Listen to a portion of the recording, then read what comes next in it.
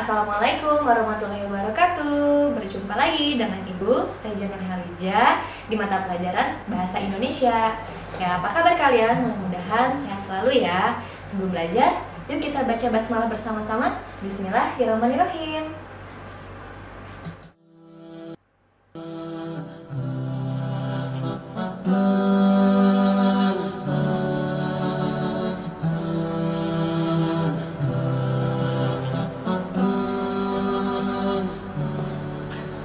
Oke, untuk hari ini kita akan belajar apa?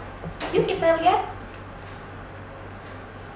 Nah, materi hari ini yaitu teks cerita fantasi ya.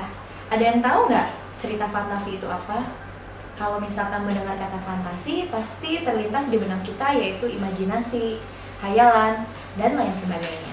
Nah, untuk lebih tahu lebih dalam lagi cerita fantasi itu apa, yuk kita lihat sama-sama. Oke, di sini ada contoh dari teks atau cerita fantasi.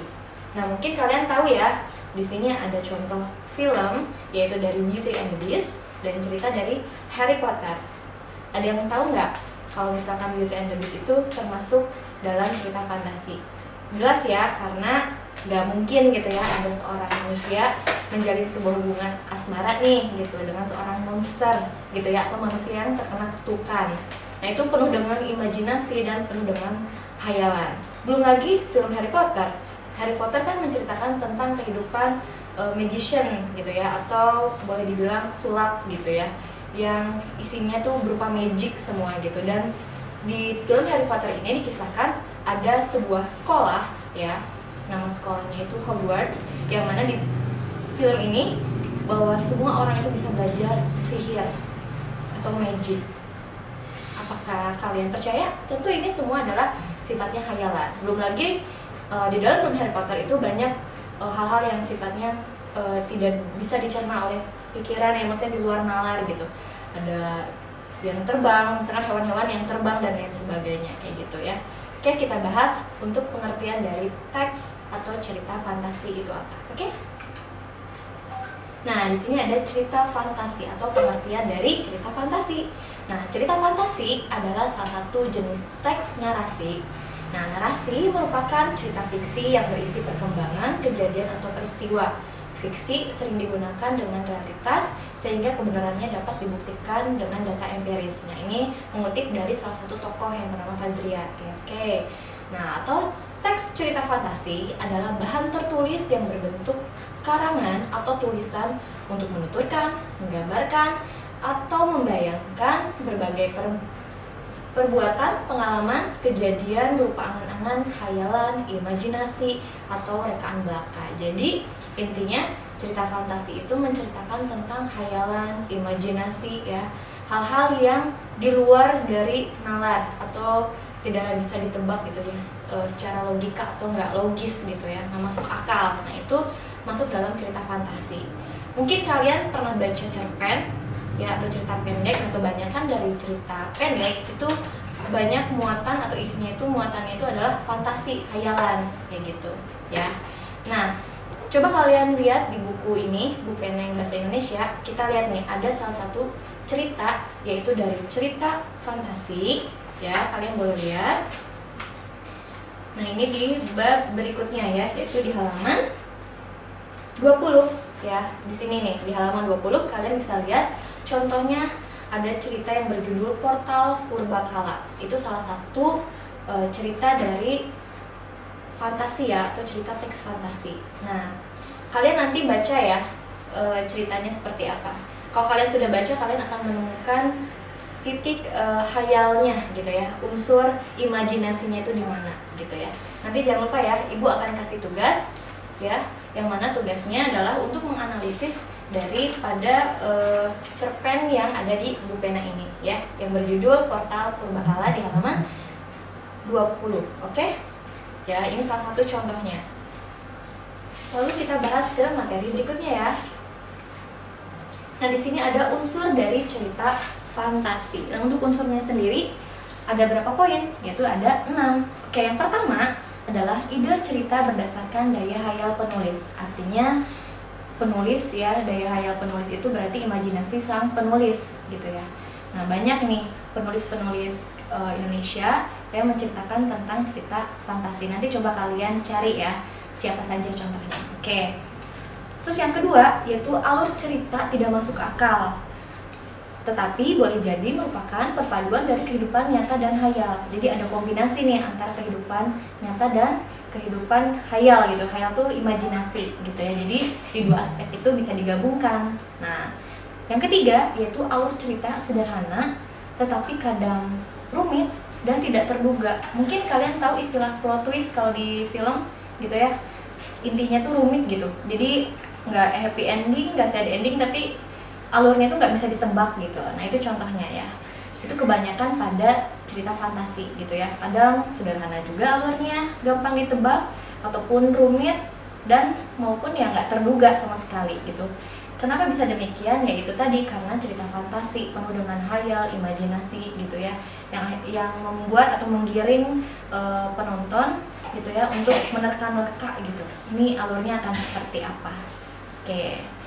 Nah, yang berikutnya yaitu ada unsur fantasi dikuatkan dengan ilmu pengetahuan. Ya, ada juga yang memang dikuatkan dengan beberapa ilmu pengetahuan maupun sains dan lain sebagainya. Walaupun hayalan tapi tetap ya maksudnya berdasarkan ilmu pengetahuan gitu. Nah, yang berikutnya adalah berisi amanat atau pesan yang menarik bagi pembaca. Tentu ya, cerita fantasi memiliki amanat atau pesan yang ingin disampaikan oleh pengarang kepada pembaca maupun penonton. Oke. Kalau misalkan film mungkin penonton ya, tapi kalau misalkan kayak cerpen dan lain sebagainya para pembaca aja. Nah, yang terakhir yaitu peristiwa dalam cerita dijelaskan secara deskriptif untuk menggugah imajinasi pembaca dan menghidupkan suasana supaya terasa gitu ya ketika pembaca nih ikut merasakan imajinasinya. Nah, pengarang atau penulis itu menjelaskannya secara deskriptif ya. Kemarin kita sudah membahas teks deskriptif, yaitu cerita yang atau penggambaran objek secara terperinci ya, yang detail dan juga melibatkan panca indera gitu. Contoh kalau misalkan kayak di film Harry Potter, dia digambarkan misalkan ada sebuah sekolah sihir yang mana bangunannya itu kayak bangunan kerajaan gitu, kayak kastil ya. Itu digambarkan juga di novelnya. Itu kalau kalian pernah baca, itu serinya sampai 6 apa 7 ya. Itu ibu lupa lagi. Pokoknya itu kan sequel. Jadi kayak sampai 7 ya. Nah, itu memang sequel atau berlanjut gitu ya novelnya itu kayak gitu lagi. Dan itu digambarkan juga dia punya hewan apa ya hewan-hewan yang maksudnya nggak masuk akal gitu, yang terbang dan lain sebagainya lah gitu, yang punya kekuatan sihir atau magic gitu. Pokoknya kalian pasti tahu ya, itu hanya contohnya aja untuk film Harry Potter. Banyak kok contoh lain di luar dari film itu. Oke. Berikutnya yaitu ada struktur teks cerita fantasi. Nah, untuk struktur ada 4 poin ya. Yang pertama yaitu ada orientasi. Pengarang memberikan pengenalan tentang tema, penokohan, dan sedikit alur cerita kepada pembaca. Biasanya di awal-awal nih. Kayak misalkan ini ceritanya tentang apa, jadi ada prolognya nih, pengenalannya dulu nih. Yang akan dibawakan tuh temanya tentang apa, tokohnya nanti siapa saja gitu ya, dan lain sebagainya. Nah, baru setelah itu ada konflik. Ya, bagian yang terjadi permasalahan dimulai dari awal hingga menuju puncak masalah. Biasanya dalam cerita-cerita pasti ada konfliknya ya. Nah, setelah konflik baru nih ada resolusi. Apa tuh resolusi? Yaitu penyelesaian dari permasalahan atau konflik yang sedang terjadi. Nah, resolusi merupakan bagian penentu yang mengarah pada ending. Biasanya mulai ya, mau akhir cerita itu ada penyelesaian dulu dari konflik. Nah, baru deh ke akhir cerita gitu ya, ke endingnya bakalan apa nih. Nah, yang terakhir adalah koda, itu penutup. Nah, pada ini bagian ini yaitu merupakan penutup cerita fantasi. Ending dibedakan menjadi 2, yaitu ada happy ending dan sad ending kayak gitu ya. Ini untuk struktur dari teks cerita fantasi ya. Jadi yang pertama ada orientasi, yaitu pembukaan ya, prolognya gitu. Ini bakalan ceritanya tentang apa dan lain sebagainya. Biasanya sih masih alurnya masih oke ya, belum ada konflik dan lain sebagainya. Lebih ke penegasan dulu nih, ini tokohnya siapa, terus ceritanya bakalan kayak apa, itu masih baik-baik aja nih ya di orientasi ini, di awal ini. Nah, baru setelah mulai masuk ceritanya itu akan terjadi konflik gitu ya. Masalahnya nih bakalan seperti apa. Ini biasanya intinya tuh paling serunya itu bagian konfliknya ini gitu ya, atau titik masalahnya ini. Nah terakhir, story misalnya yang ketiga nih, baru ada resolusi ya, penyelesaian masalahnya, peredanya tuh di sini gitu.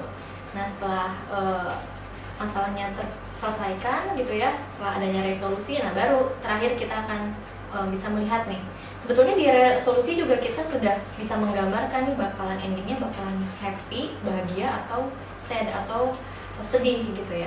Di resolusi ini secara garis besar sudah tergambarkan gitu endingnya bakalan seperti apa. Tapi nanti di koda atau di penutup juga menjadi bagian yang paling spesifik gitu ya, bakalan happy ending ataupun sad ending. Walaupun nggak semua cerita sih sebetulnya bisa happy atau sad ending, kadang juga memang ada yang membingungkan gitu ya, endingnya mungkin ada yang sedikit gantung gitu ya, dan lain sebagainya. Tapi nggak masalah ya.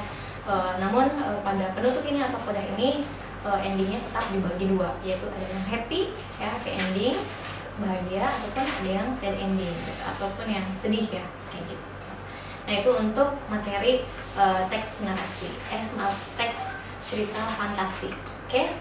Nah untuk materi hari ini nggak banyak ya, karena ini akan ibu bagi ke beberapa part ya, atau bagian.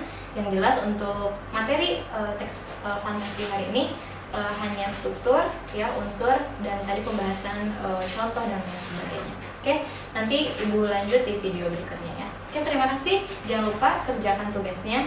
Nanti ibu kasih link Google Form-nya ya. Oke, selamat bertemu di pertemuan berikutnya. Assalamualaikum warahmatullahi wabarakatuh.